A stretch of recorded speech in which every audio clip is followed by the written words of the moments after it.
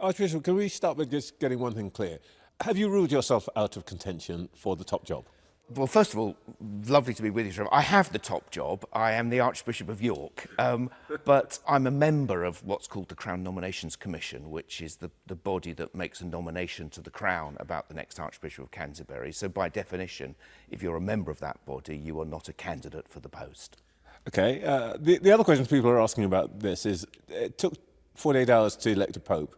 Why has it taken best part of a year to get the new Archbishop of Canterbury in place? So that's a long story, which I'm sure your viewers don't want to hear. But the short version of the long story is that usually we would appoint an archbishop ahead of the retirement of the sitting bishop. So when I became Archbishop of York, I was appointed 8 months or so ahead of Archbishop Sentamu's retirement. That would have been the case this year.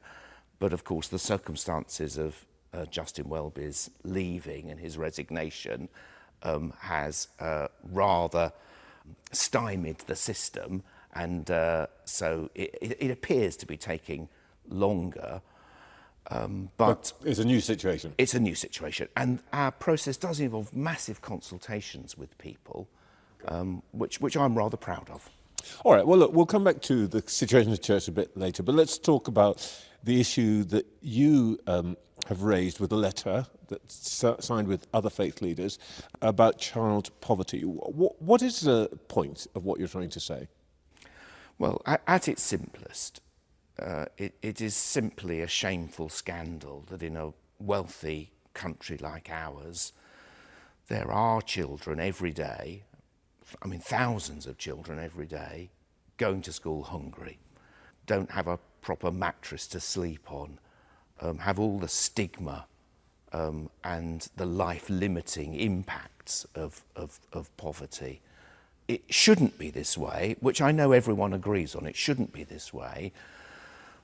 But at the moment, I don't believe we have the holistic, systemic approach to addressing it, which is needed. So I've been here today in Middlesbrough speaking with various people who are involved locally in addressing the needs of child poverty, to learn about what's happening and to hopefully be a voice to say we can do better. You say, along with other faith leaders in this letter, that the government should get rid of the benefits limit to 2 children. What's the case for that? Well, the case for that is very simple, and listening to the people I've been with this morning, I mean, one of them said, almost the first thing that was said in the meeting, there is no route to the ending of child poverty which does not include addressing the 2-child limit. We actually heard stories of, real stories of people with more than 2 children and the impact this has on their lives. We are storing up trouble for ourselves as a nation, whereby we push whole families and individual children into poverty because of this particular limit. And so overnight, if we changed it, we would lift thousands of children and families out of poverty. The Child Poverty Action Group says that there are more than 100 children pushed into poverty every day, 100 extra children pushed into poverty every day, and they attribute the largest cause, I suppose, of child poverty to this 2-child limit. Now, the government says it was going to produce a strategy on child poverty. It was meant to come in earlier this year. They say it's going to come before the end of the year. How much does it bother you that actually, with this extra number, 100 plus, going into child poverty every day, that strategy has been delayed? Well, it's hugely frustrating, and it's deeply shaming for us as a nation.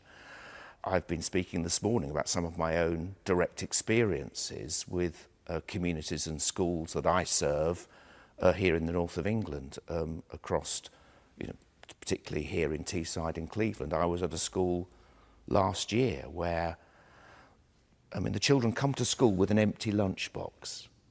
I used to send my kids to school with a lunchbox. It was my job to make the lunch in the morning. The kids go with an empty lunchbox because there's a breakfast club at the school. virtually all the children at the school are on free school meals, and then at the end of the day, they set up a trestle table in the playground with the local food bank to give children, that's when they fill up their empty lunchbox, they take it home so that they can have some tea. Now, we know that the 2-child limit is one of the contributing factors to growing child poverty. Therefore, it is that policy that is creating that situation. Now, I know these things cost money, of course they do, but the cost of not doing something, the economic difficulties we're storing up for ourselves by, listening to people this morning, they said over and over again, you only get one childhood, and if we don't invest in those children, if they don't have enough to eat, that has a direct impact on their education and their educational achievement, and therefore a direct impact on what that child's life is going to be like as an adult, which will end up costing us even more money. Some of your parishioners, of course you're Archbishop, but you have parishioners, and you are by nature a vicar, would say that's all very well, but the choice to have a third or a fourth or a fifth or any number of children these days is the parents' choice. Why should everybody else in the church have to subsidise somebody else's choice to have more children than 2? Yeah, so I understand, and I'm not without sympathy with those who make such arguments, but I disagree profoundly for various reasons. One, that some of the reasons people have more than one child are not as simple as those choices. I heard this morning about a family where it was a second marriage. One person enters the marriage with 2 children. The other partner also has 2 children from a previous marriage. Then the partner dies. The mother ends up with 4 children. But even so, even leaving aside those more exceptional circumstances, I don't believe we achieve the society we want to achieve by kind of social engineering the size of families, by punishing the 3rd child, by blighting the 3rd child's life. There's other ways in which we can address those issues. And of course, the best way of addressing those issues of overpopulation, family size, is not through punishing a 3rd child born into this world and blighting their life, but through proper education. How do we get proper education in our poorest communities? It's actually through feeding children, giving them a proper home. So we have to see these things are joined up, and I don't see how punishing a parent for having a 3rd child is going to achieve anything. You've been working with the former Prime Minister, Gordon Brown, on this. Mr. Brown says that we should pay for this by a new tax or further taxes on gambling. More generally, because this is your bailiwick really, do you think that there's a case for extending and increasing what people call sin taxes, taxes on things that are bad for us, gambling, alcohol, sugar, and so on? Yeah, so obviously I speak to you as a church leader, not a politician, not an economist, but I hope I'm not naive in the way I look at these things. I think my primary role is to take a moral and ethical argument about, in a wealthy society like ours, we should not be accepting of such high levels of poverty, and we should address it. Obviously, that needs to be paid for, and I think we do need to be open to fresh thinking about how that happens. And so I'm really interested in Gordon Brown's proposals. The 2 which I think are the headline ones are, I think I'm right in saying, we have the lowest levy on gambling amongst European nations. So that is obviously something we could and should look at, and I would have no trouble in supporting that. But he's also mentioned, we, the people of this country, bailed out the banks in 2008, 2009, whenever it was. They are now making record profits. This is about what kind of society do we want to be? What are the values that underpin it? And how do we all make our contribution? There's another territory on which that issue of what kind of society we want to be, what our values and so on, is very hot, let's put it that way at the moment. That is the issue of migration and particularly asylum seekers.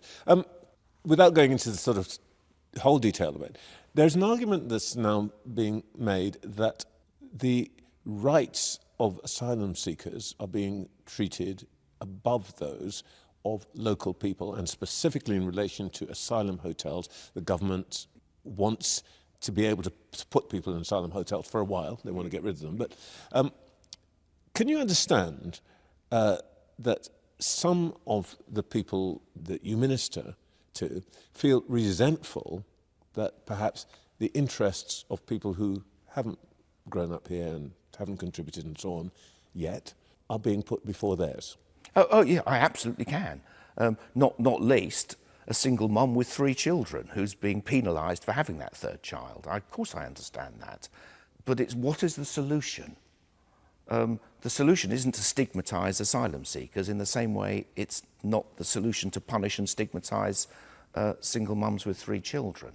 The solution must be to look at what are the causes of these things and to address those in a holistic, long-term way. Well, that's true in the long term, but this weekend there are people in asylum hotels, and there have been people last week, in the last week or two, outside saying, not in our village. I understand that, but the reason that happened this weekend is because of long-term failures to address the long-term issues that lead to people seeking asylum.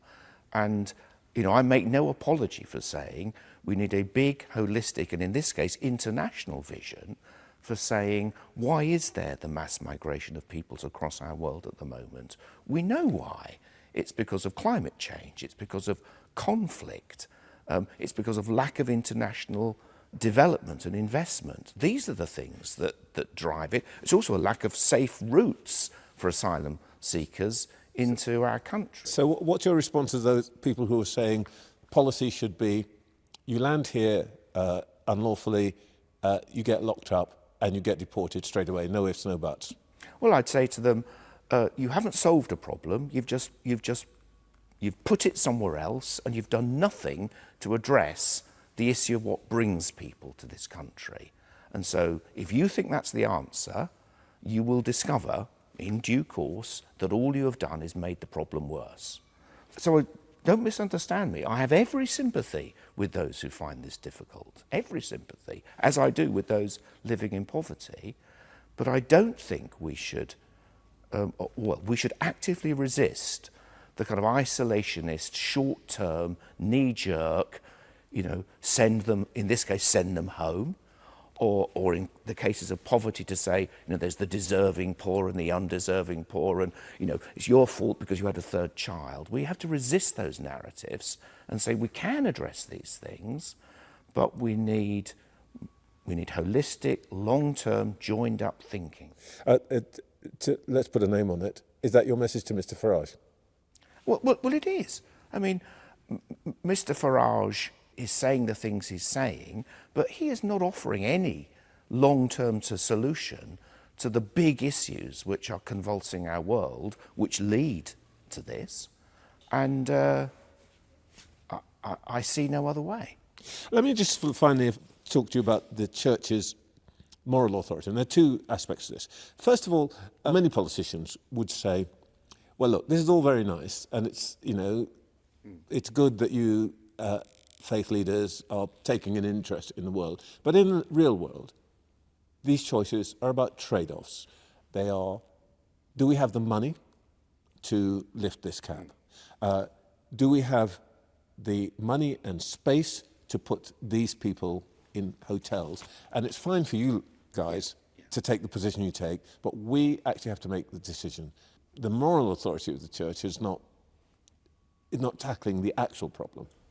Yes, so I understand that. I'd say 2 things. First of all, I won't apologise for crying out when I see injustice and poverty and saying, which I think we all agree with, it shouldn't be like this. I don't do it to shame or blame politicians. I believe in and trust our politicians. Nobody gets up in the morning to say, I'm going to introduce policies which mean children go hungry. But the fact is, children go hungry. And somebody does need to say that clearly. So that's the first thing. Second thing is, the church is on the ground in every community that we live in, we follow Jesus Christ, who tells us that we must love our neighbours as ourselves, and those things do and can work themselves out in practical policies.